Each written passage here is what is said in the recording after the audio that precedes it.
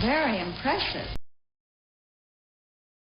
Breathing through the mouth causes dry mouth, which increases the risk of mouth and throat infections and reduces the sense of taste.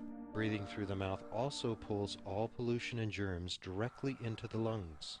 Dry, cold air in the lungs makes the secretions thick, slows the cleaning cilia, and slows down the passage of oxygen into the bloodstream.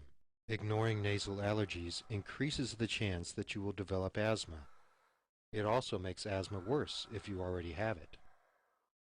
If the nose is blocked for some reason, your brain will still ask for an equal amount of oxygen, and you will start breathing through the mouth.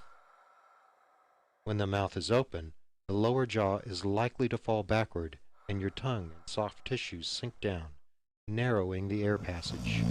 Due to the narrowed airway, the soft tissues will start to vibrate, and if incoming air is insufficient, you will breathe harder, thus causing a turbulent airflow resulting in loud snoring vibration.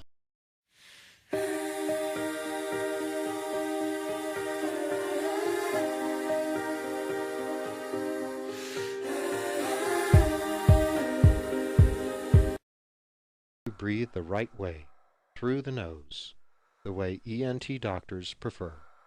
Thanks for joining us, and we'll see you next time.